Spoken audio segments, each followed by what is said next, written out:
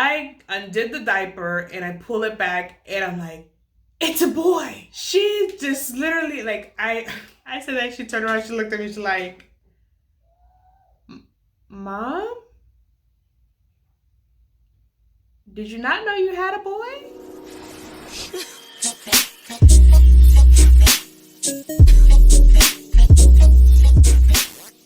Hey guys, it's your girl Absolutely ShayShay, and if you're new to my channel, welcome. And if you're part of the family, good to see you again. In today's story, we're doing my NICU journey. This story is to bring awareness and for those that might be going through a NICU experience, that is pregnant and they're telling them that they're gonna have their baby early and they don't know what to expect, what, you know, is to come. September is NICU Awareness Month. I wanted to share my NICU story. Don't forget to follow your girl on all her social medias. I will link them down in the description below and up above. The hospital that we delivered in was a level 3 NICU hospital. Again, I delivered via C-section. My first time, having a premature baby. I knew nothing about, preterm babies, what to expect. I woke up in the recovery room, and at this point, the nurse there was like, hey, look, we're getting a room ready for you so we can have you go up to your room, and we're trying to coordinate getting you to see the baby before you go up to your room. I was like, sure, no problem. Keep in mind, I'm still kind of groggy. They got the room and they're rolling me to my room, and they passed through the NICU with me, and I kind of got a quick glance. They took me to my room, and I met the nurse prior to us leaving the NICU. She was like, hi, I'm watching, I'm the one that's taking care of your baby. That I'm like, all right, great, is everything okay? Is baby okay? And at this moment, I kind of still didn't know if I had a boy and if I had a girl. My husband claimed that they said, the sex of the baby in the operating room, but I don't remember that. So yes, I get to the room, and one of the things that I don't understand, and I wish that they would, kind of adjust and maybe change at hospitals, is that whether you have a miscarriage or you have a baby in the NICU or you delivered regularly and your baby is there with you, you are still in the maternity ward, where the room next to you, you can hear babies crying and everything, and it's great. But imagine you just had a miscarriage or your baby was born stillbirth. You are still surrounded by all these, and it's kind of like, there's times you feel like, why am I here? You hearing the joys and all that of other parents having their baby around, and yours, unfortunately, is either in the NICU or not there with you. And that was one of my toughest things, was that the room next to me, the mom had a baby, and my baby was in the NICU. So it was kind of hard for me. And so at this point, they, like, as soon as you get into the room in the morning, they brought me the breast pump machine that they had there, and they had given me my own personal breast pump kit, so that I would be able to pump, and labels and whatnot, and nothing worked. Not the machine worked perfectly. The girls didn't work. The girls weren't ready. They were like, I still had, like, it was supposed to be more time. They weren't ready to work. So the girls were like, your clock ain't right. You early. I had my baby on a Friday. So Friday night was when I got to see him. I don't count that as me seeing my baby. So they, gave me the number to call, to check on. And Saturday, everybody was just coming to see me at the hospital. And I'm trying to, like, kind of get myself ready to go and see the baby.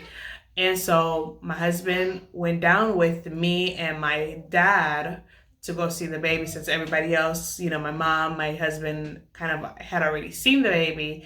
And so I was like, I don't know where he is. It was kind of still dragging to me, so I don't know how to even get to where the NICU is. So he's like, yeah, sure. And at this point, they were like, we need you to walk. I'm in pain. I don't want to walk. I want to, no. But they're like, got to get up and moving so that you don't form blood clots and whatnot, make sure everything starts going back to normal. I finally make it down there, and by this time it was the night nurse that was on shift. Keep in mind, a baby before, and normally, you get to cuddle up your baby. So we're down there and they have him in the incubator. So I make it down there, and when you come into the NICU, you go in and they have like this wash station where you wash your hands for 20 minutes and scrub and clean under your fingernails and all that stuff, so that you're not passing whatever germs that you came from outside into the NICU environment and to your baby and whatnot. So got in, did all that, and I go to the level 3 area where my baby was. Get there, sit there, and he was the cutest little thing ever. But due to the fact that I did not know what my baby was, I was like, I don't think they labeled my baby little card on the incubator right. You'll see this down the line. And so, I opened the little cubby door and I put my hands inside and I kind of like, start touching my baby in like a stroking motion on his, I believe it was either his hands or his feet. And the nurse kind of just jumped at me. And she was like, no, you can't do that. That's wrong. You're causing the baby more pain. Lady scared me half to death. And I'm like, okay, wow. And I felt that, she could have, delivered her message, her whatever it was, in a nicer manner. Because again, this is my first NICU experience. This is my first premature experience. I don't kind of know what to expect. I would assume is my baby. It did not go well.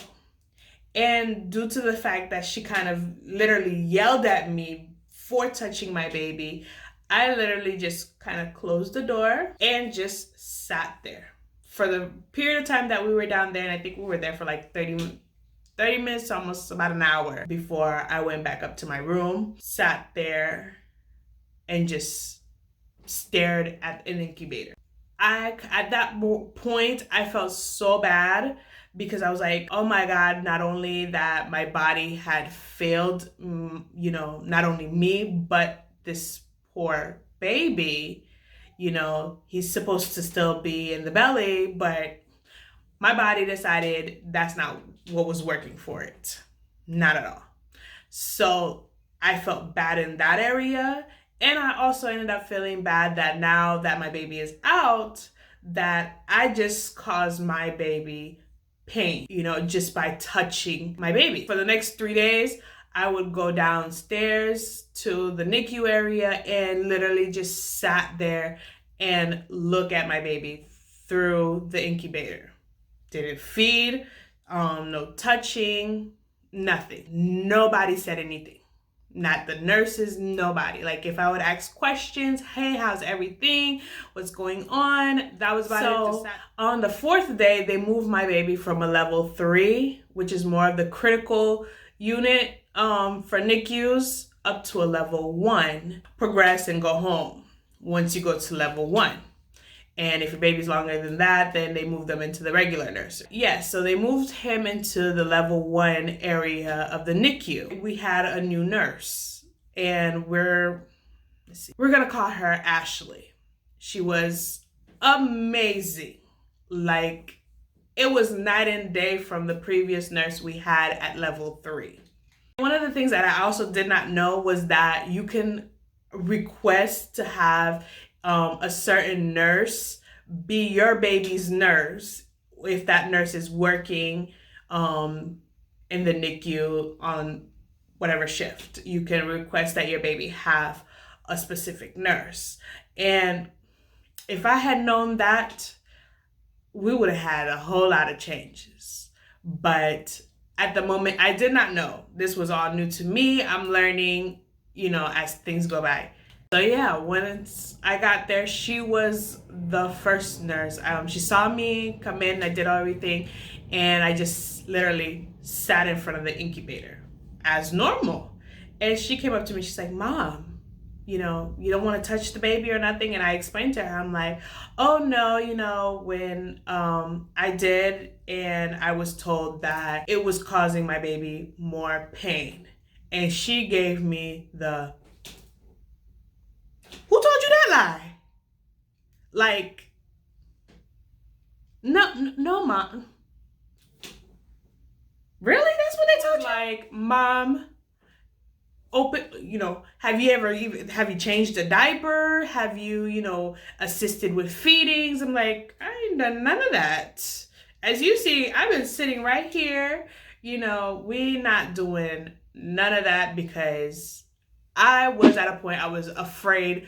You know how if you guys ever had the little glass dolls, that's how you were afraid to touch because if they fell, they were broken. That's how I'm like, I was afraid to even do anything because I felt like I was gonna break my baby. She was the one who actually had me do the kangaroo hold with my baby, and I'll insert the picture kind of right here. And I was elated. Like, I sat there for nearly 2 hours, 2 to almost 3 hours with him on my chest. And, at one point she was like, hey, look, have you ever even changed a diaper? And you remember earlier I told you guys that I did not know the sex of my baby. And even though my husband said that they did tell us in the operating room, they had the card on the incubator where it says, whether it's a boy or a girl on there. I hadn't, seen any physical proof that I was having a boy or a girl, or that I had a boy or a girl. This is what it is. So she was like, oh, hey, Mom, have you changed the diaper yet? And I was like, no, I've never done that, with this baby. And she's like, all right, here's the diapers, here's wipes, this is go on and, change the baby's diapers. But prior to changing diapers, you got to do, temperature checks and everything in order to. I did the temperature checks, and she goes back to her station, to a little area where she's typing up stuff. And it's literally, she's like, I'm right here, in front of the incubator, and she's literally like less than 3 feet away from me. And let me tell you, I undid the diaper and I pull it back and I'm like, it's a boy. She just literally, I said that, she turned around, she looked at me, she's like, Mom? Did you not know you had a boy? And I was like, I didn't even realize I said it out loud.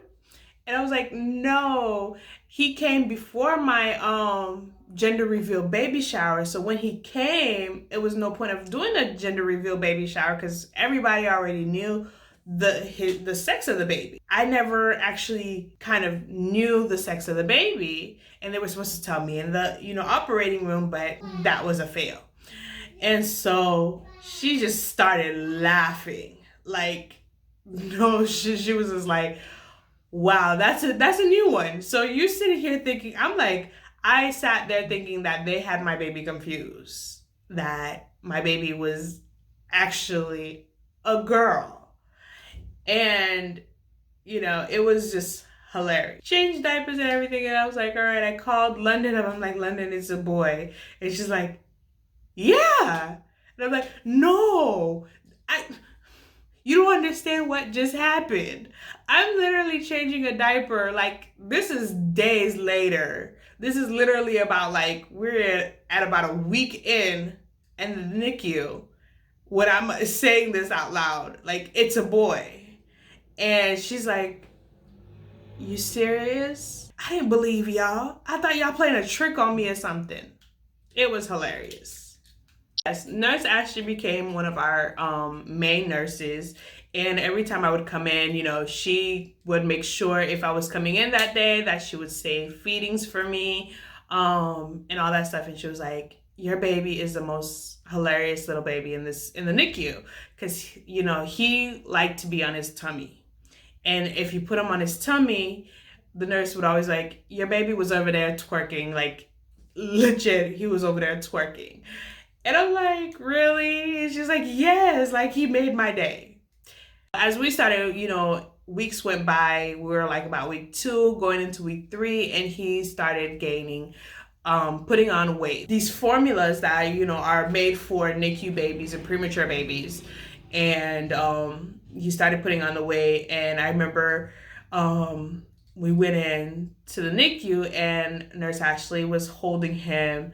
And she was like, today's gonna be your last day in the NICU. Your baby's gonna be transferred over to the regular nursery. And I was like, but that means I'm not gonna see you anymore. You're not gonna be our baby's nurse. And she's like, no, I still work in the regular nursery. So I'll be over there too. So if I'm working, I will be your baby's nurse. I was like, great. You know, I don't wanna kind of lose you. Because she was such a great, you know, addition. And not saying that, you know, all the other nurses weren't good. I've come across other nurses that, you know, were wonderful. We also had a night nurse that was assigned to him as well.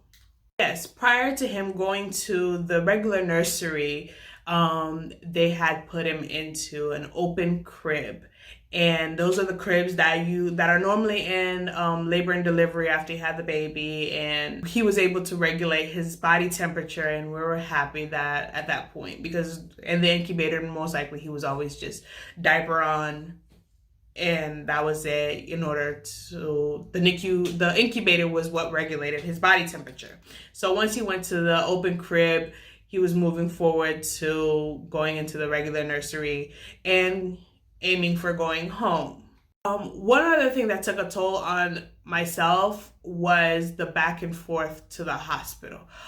We didn't live that far from the hospital, but again, it was like about a 20-minute to almost 30-minute drive to and from the hospital. And again, I was going back and forth sometimes, numerous times throughout the day. And it was just kind of getting to the point like, oh my God, you never see the end of the tunnel. Like, I don't see us going home anytime soon.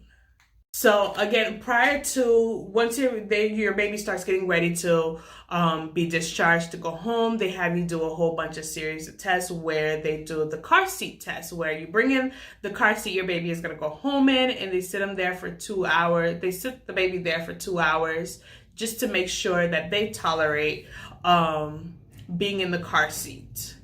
And it was a new experience. I remember going in there with my other son, and he's carrying the convertible car seats, and brought it in, and they did that test, and he passed, and we were happy about it. And they're like, yep, you know, he's getting ready to go home. I was like, all right, great. I left the car seat there until we were ready to go home. And once you get ready to be discharged, your baby, if your baby was born prematurely, like, well, at the hospital that we were at, one of the requirements was that your baby had to be at least 35 weeks. So if you had a baby at 27 weeks, you had to wait until you reached that 35th week mark in order to be discharged. Even though our baby had checked off all the requirements for everything else. We did CPR. We did the car seat test. He had to be at least 4 pounds before being discharged. He had gained the weight. Everything was in line, but what kind of kept us there an extra few days was that he had to be 35 weeks.